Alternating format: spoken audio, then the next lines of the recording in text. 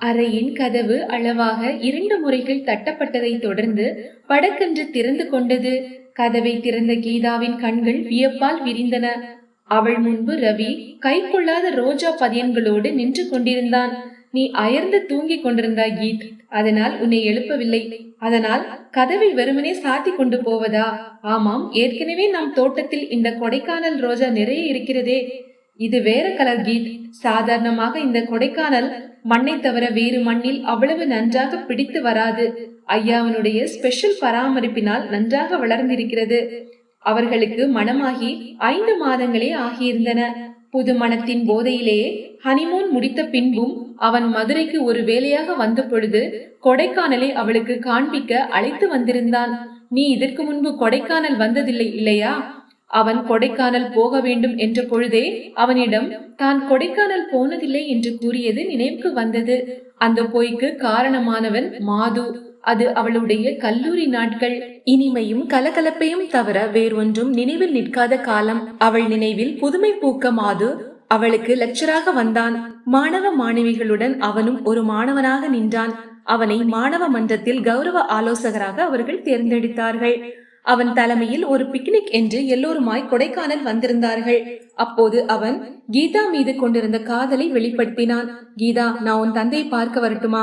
அவளால் பதிலளிக்க முடியவில்லை. பயம் மனதை கவ்வியது. அந்த எல்லையில்லாத மௌனம் அவனுக்கு பதிலாக அமைந்தது. அவன் அவள் தந்தையை பார்க்க வந்தான். அவனுடைய தந்தைக்கு அவன் துணிவு அதிசயத்தை கொடுத்தது. அவள் தந்தை பழமைவாதி. அவருக்கு காதலில் நம்பிக்கை இல்லை. கீதாவை கடிந்து கொண்டதுடன் நில்லாமல் மதுவையும் அவமதித்து விட்டார். மலர்ச்சியுடன் வந்த மாது பதறி போய் திரும்பினான். கீதாவை கல்லூரியிலிருந்து நிறுத்திவிட்டு அவள் தந்தை வரன் வேட்டையில் இறங்கினார். அந்த வேட்டையில் ரவி பிடிபட்டான். கீதா நொறுங்கி போனாள். மாதுவை சந்திக்க இயலாத நாட்களில் அவனையும் அவளையும் புரிந்து கொண்ட அவள் தோழி ரேணுகாவிடம் கடிதம் கொடுத்து அனுப்புவது வழக்கம். அதே போல் தன்னை மன்னிக்குமாறு கேட்டு ஒரு கடிதம் கொடுத்து அனுப்பினாள். திருமணத்திற்கு முதல் நாள் ரேணு வந்தாள் அவசரமாக. என்னடி, என்ன சொன்னார்? கடிதத்தை கொடுத்தாயா என்று கேட்டாள் கீதா. அவர் வேலையை ரிசைன் பண்ணிவிட்டு வெளியூர் போகிறாராம். உன் தந்தைக்கு சரியான தண்டனை கொடுக்க உன் கடிதங்களை உன் கணவருக்கு அனுப்பி வைக்க போகிறாராம். பேயடித்தது போல் மாறி போனாள் கீதா. அவளுடைய ஒரு புன்சிரிப்புக்காக வாழப் போவதாக சூளுரைத்த மாதுவா அவள் வாழ்வை குலைக்கு போகிறான். மனதில் பிடித்த திகில் ஒரு பக்கம் படிய ரவியின் புது புனலாக பொங்கிய ஆசை வெள்ளத்திற்கு தன்னை ஈடு கொடுக்க பழகி கொண்டாள். அவர்கள் கொடைக்கானலில் இருந்து திரும்பி 1 மாதமாகிவிட்டது. அவள் கைகளினால் பதியன்களை நட செய்தான் ரவி. அவர்கள் சாப்பாட்டு மேஜையில் சந்திக்கும் பொழுதுதான் பல விஷயங்களை பேசுவது வழக்கம். சாப்பிட்ட கை காய காய பேச்சு முடிவில்லாமல் தொடராக நீளும். அப்படிப்பட்ட ஒரு நேரத்தில் தான் தன் நண்பன் ஒருவன் டிரான்ஸ்பரில் வரப்போவதாக தெரிவித்தான். எத்தனையோ நண்பர்கள் வருவார்கள் போவார்கள்.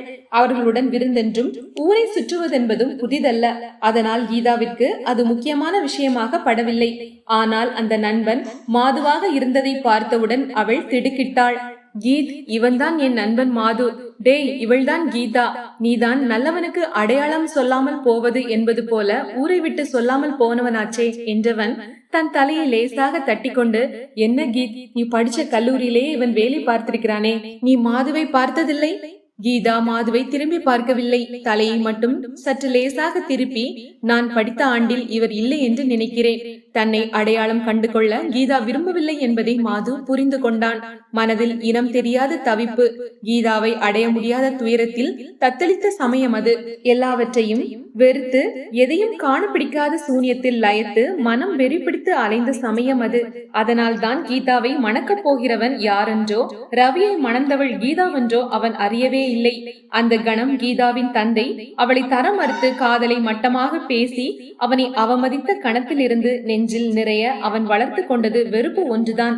இந்த உலகத்தையே வேண்டாம் என்று அழிக்க வேண்டும் என்ற வெறி. உணவு பரிமாறும் பொழுது நடுக்கத்தில் சிறிதளவு உணவு வகைகள் கீழே சிந்தின. What is wrong Keith? Are you all right என்று கேட்ட ரவி அவள் முகத்தை பார்த்தான். நத்திங் ராங், ஐ ஆம் ஆல் ரைட் என்று நலிந்த குரலில் கூறினாள் கீதா. உள்ளே போய் வரும் பொழுதும் மற்ற இடங்களில் நிற்கும் பொழுதும் அவள் மாது ரவியின் பேச்சையே கேட்டு கொண்டிருந்தாள். பேச்சின் நடுவே தன்னை பற்றி ஏதாவது தவறியாவது வந்துவிடுமோ என்று பயந்தாள். உன் கல்லூரியில் வேலை பார்த்தவன் என்பதால் உனக்கு எப்பொழுதும் பயமாக இருக்கிறதா என்று கேலி செய்த ரவி, மாது, உனக்கு இன்னொரு கீதாவை தெரியுமா என்று கேட்டான். என்ன அது? மாது விழித்தான். கீதாவின் நெஞ்சு திக்கு திக்கென்று அடித்து கொண்டது. அதோ பார், அவன் சுட்டிக்காட்டிய திசையை மாது பார்த்த பொழுது கொடைக்கானல் ரோஜாக்கள் சூரியகாந்தி பூவின் அளவாக மலர்ந்திருந்தன. இவைகள் எல்லாம் ரோஜாக்கள் அல்லவா என்றான் மாது. கொடைக்கானலின் மண்ணின் வளத்தில் மலர்ந்த இப்பூக்கள் இந்த மண்ணில் எப்படி மலர்ந்திருக்கின்றன பார்த்தாயா மாது? கீதாவின் பக்கம் திரும்பி கண்களை ஒரு சிமிட்டி விட்டு கீதாவை போல் என்று வைத்துக் கொள்ளேன். எப்படி புகுந்த வீட்டை அட்ஜஸ்ட் செய்து கொள்வாளோ அப்படி இந்த பூக்கள் மண்ணை விட்டு மண்ணை அட்ஜஸ்ட் செய்து கொண்டிருக்கின்றன. அதனால் தான் இன்னொரு கீதாவை பார்த்தாயா என்று கேட்டேன். சட்டென்று நிமிர்ந்த மாதுவின் பார்வை கீதாவுடன் எதர்ச்சையாக மோதி பிரிந்தது. என்னை தவிக்க விட்ட நீ மற்றவனுக்கு நிறைவாக நிற்கின்றாய் என்று அவனுடைய பார்வை கேட்பதை உணர்ந்தாள் கீதா. அவசரமாக அலுவலக போன் அவனை அழைத்தது. மாது, நீ நிதானமாக சாப்பிடு, கீதா மாதுவை கவனித்துக்கொள் என்று கூறிய ரவி போன் இருக்கும் அறைக்குள் சென்று விட்டான். மாதுவால் சாப்பிட முடியவில்லை. உணவை குறித்து கொண்டிருந்தான். கீதா பரிமாற தயாராக நின்று கொண்டிருந்தாள். கீதா, பழைய வாழ்க்கை நீ மறக்கலாம், ஆனால் என்னால் முடியவில்லை. அந்த கடிதங்களை விருட்டென்று உள்ளே சென்று விட்டாள் அவள். மனதில் இனம் தெரியாத நடுக்கம் ஒன்று எழுந்து அவளை மாதுவின் எதிரில் வரவிடாமல் தடுத்தது. தங்கள் பேச்சில் கலந்து கொள்ள அவளை அழைக்க ரவி உள்ளே சென்ற பொழுது அவள் கேக் தயார் செய்து கொண்டிருந்தாள். மைதாவும் வெண்ணையும் சர்க்கரை தூளுடன் கலந்து பேஸ்டாக மசிந்த கலவை மணத்தது. என்ன கீத், மாது வந்திருக்கிறான், நீ சமையற்கட்டை விட்டே வரமாட்டேன் என்கிறாயே? வெரி சாரி டியர், நாளை என் சிநேகிதி ரமாவின் பையனுக்கு பர்த்டே கேக்கை நான் செய்து தரப்போகிறேன். உங்கள் நண்பரும் கேக்கை சாம்பிள் பார்க்கட்டுமே? சிரித்துக்கொண்டே இப்படி கூறி தப்பித்துக் கொண்டாள். நடக்கும் பொழுது காலில் எங்கே என்று தெரியாமல் குத்திய முள்ளின் உறுத்தலாக மாதுவின் வரவு உறுத்தியது. கீத், நான் பாம்பே போகிறேன், நீயும் வருகிறாயா? உன் முடிவை சொன்னால் ரிசர்வ் செய்ய வசதியாக இருக்கும். சிறிது நாளாகவே மனதில் ஒரு அசதி, அது மாதுவின் வரவால் இருக்குமோ? ரவி பம்பாய் போய் ஒரு வாரமாகிவிட்டது. கீதாவிற்கு பொழுது போகவில்லை. உள்ளூரில் இருக்கும் ரவியின் தங்கை மாலையில் தன் வீட்டுக்கு வர சொல்லி அழைத்தாள். கீதாவின் நெஞ்சில் ஒரு எண்ணம் மெல்ல தலை தூக்கியது. மாது இருக்கும் தெருவை தாண்டிதான் கீதா தன் நாத்தனார் வீட்டிற்கு போக வேண்டும். நேரே மாதுவிடம் போய் அக்கடிதங்களை பற்றி பேசினால் என்ன? மாது என்றோ தன்மேல் வைத்திருந்த நேசத்தினால் இறங்காமலா போய்விடுவான்? நினைத்த உடனே செயல்பட்டு விட்டாள் அவள். ஒரு ஆட்டோ அவளை சுமந்து சென்றது. அதோ மாது இருக்கும் தெருவில் நுழைந்து விட்டது. அவள் பின் பக்கத்திலிருந்து ஒரு நம்பரை சொன்னாள். அதை கேட்க தன் கவனத்தை சற்றே அவள் பக்கம் திருப்பினான் டிரைவர். எதிரே வந்த லாரி அசுர வேகத்தில் வந்தது. கவனக்குறைவான ஆட்டோ நிலை தடுமாறியது. கீதா தூக்கி எறியப்பட்டாள். அவள் மெதுவாக கண் விழித்தாள். ஏதோ நெடிகள் பஞ்சடைத்த விழிகள் சற்று பார்வையே பெற்ற பொழுது வெண்புறாவாக பறக்கும் நர்சுகளை பக்கத்தில் தனக்கு வைத்திருக்கும் இயந்திரங்களையும் கண்டு மருண்டாள். மிஸ்டர், பேஷண்டிற்கு நினைவு வந்துவிட்டது. இனி கவலை இல்லை. நீங்கள் மட்டும் ரத்தம் கொடுக்காவிட்டால் பேஷண்ட் இந்த உலகத்தை மீண்டும் பார்த்திருக்கவே மாட்டார். யார் யாரிடம் பேசுகிறார்கள்? ரவி வந்து விட்டானா? நடந்தவைகள் ஒவ்வொன்றாக நினைவுக்கு வர வறண்ட உதட்டை நாவால் தடவிக்கொண்டே பஞ்சடைந்த விழிகளை திருப்பி பார்த்தாள். மங்கிய விழித்திரையில் மாது நிழல் ஆடினான். மாது, கீதா, நீ பிழைத்து விட்டாய் கீதா. எதற்காகவோ அவளுக்கு அழ வேண்டும் போல் இருந்தது. அவள் அழுதாள். பைத்தியம், எதற்காக அழுகிறாய்? மாது, நீங்களா ரத்தம் கொடுத்தீர்கள்? ஆமாம், எங்கள் தெருவின் திருப்பத்தில் தான் உன் ஆட்டோ விபத்துக்குள்ளாகியது. நான் என்னவோ என்று பார்க்க வந்தேன். அடிப்பட்டது நீயாக இருந்தாய். என்னால் பேசாமல் போக முடியுமா கீதா? அவருக்கு தகவல் கொடுத்தீர்களா? மாது முகத்தை அழுந்து துடைத்து கொண்டான். அவன் அவளுடைய ரவி இல்லை. அவர்கள் வாழ்க்கை பிணை வேண்டும் என்று மனம் ஒன்றியிருந்தாலும் இப்போது ரவி அவள் நெஞ்சை நிறைத்துக் கொண்டிருக்கின்றான். கண்ணெதிரே நாட்காலியில் அவன் உட்கார்ந்திருந்தாலும் அவள் மனம் அவனை தாண்டி ரவியை தேடிக் கொண்டிருக்கிறது. பழைய நினைவுகளின் சுவட்டை அவள் அழித்து விட்டாள். நேற்றிரவே அவன் கம்பெனிக்கு தகவல் கொடுத்திருக்கிறேன். இந்நேரம் அவனுக்கு தகவல் கிடைத்து வந்து கொண்டிருப்பான். ரவியின் தங்கை வந்திருந்தாள் உன்னை பார்க்க. அப்பொழுது உனக்கு நினைவு இல்லை. மாது, அந்த கடிதங்கள், நானும் அவைகளை பற்றிதான் பலமுறை பேச முயன்றேன்.